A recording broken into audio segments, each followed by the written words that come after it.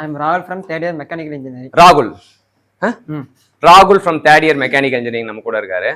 ராகுல் கிட்ட வந்து மூமெண்ட் ஆஃப் இனர்ஷியா அப்படின்னா என்னன்னு கேட்போம். மூமெண்ட் ஆஃப் இனர்ஷியா, அதாவது மெக்கானிக்கல் இன்ஜினியர்னா கண்டிப்பா மூமெண்ட் ஆஃப் இனர்ஷியா அப்படின்றது தெரியும்.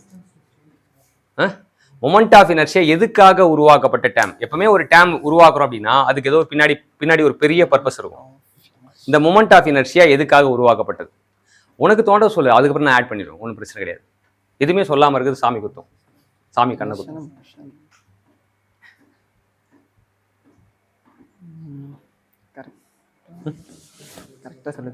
ஏதாச்சும் சொல்லு, தப்பா சொல்லு. நான் அப்ப தப்புல இருந்தா எப்பவுமே வந்து அறிவுன்றது நீயா சுயமா யோசிக்கும் போது என்ன தப்பா தோணுதோ அதான் அறிவு. அது தெரியாதுல இருந்து தெரிஞ்சதுக்கு பிரயாணப்படணும். அறிவுன்றது என்னன்னா தெரியாத வந்து தெரிஞ்சதுக்கு பிரயாணம். இப்போ உனக்கு ஏதோ தெரியாத விஷயம் சொல்லணும், அதுதான் தெரிஞ்சது கண்டுபிடிக்க முடியும். நீ என்ன மனசுன்னு நினைக்கிறேன்னு தெரிஞ்சாதான் அப்புறம் அதை மாற்ற முடியும். எந்த மோஷன்ல அது மூமெண்ட் அப்படின்னா என்ன? இப்போ ஒவ்வொன்றா வருவோம். அப்ப நம்ம பேர்லயே விட்டு வருவோம். இனர்ஷியா அப்படின்னா என்ன அர்த்தம்? இனர்ஷியானா என்ன அர்த்தம்? இனர்ஷியானா என்ன அர்த்தம்? ரெசிஸ்டன்ட் டு மோஷன், எதிர்ப்புடா அப்படி சொல்றாங்கல்ல, தலைவர் நெருப்புடா அப்படின்னாருல, அந்த மாதிரி எதிர்ப்புடா அப்படின்னா தான் inertia. So moment of inertia அப்படின்னா மூமெண்ட்டுக்கு எதிர்க்கணும், சரியா? மூமெண்ட்டுக்கு எதிர்க்கணும். இப்போ பார்த்தனா எதை வச்சு இது பண்றது? நோட்டு ஸ்கேல் வேணாம், உடஞ்சிரும்.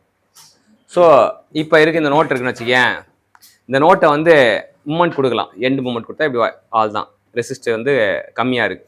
இதே வந்து இப்படி வச்சு மூமெண்ட் கொடுத்தோன்னா ரெசிஸ்டன்ஸ் வந்து அதிகமாக இருக்கு. இப்படி அவ்வளோ சீக்கிரம் வளைக்க முடியாது. வளைக்க முடியுமா? புரியுதா? வளைக்க முடியுமா? ட்ரை பண்ணி பார்க்குறியா? வளைக்க முடியாது. ஆனால் இப்படி பார்த்தோன்னா அசால்ட்டாக வலிச்சிடுவேன். வளைக்க முடியுதா? ஸோ இப்போ இதுக்கு வந்து மொமெண்ட் ஆஃப் இனர்ஷியா கம்மியாக இருக்கும், இதுக்கு வந்து இந்த மாதிரி வைக்கும்போது மொமெண்ட் ஆஃப் இனர்ஷியா அதிகமாக இருக்கும். அவ்வளோதான் difference. So resistant to the moment. So moment of inertia is the property of the material. Moment of inertia என்னது? Property of the material which resist the moment.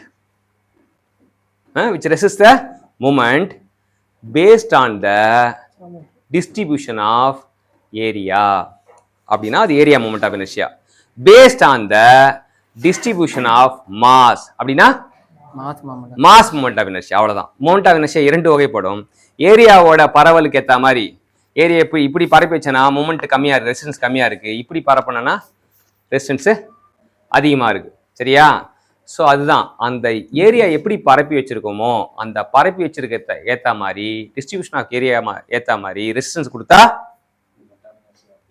Moment of inertia. Moment of inertia is the geometrical property of the material சொல்லலாம்.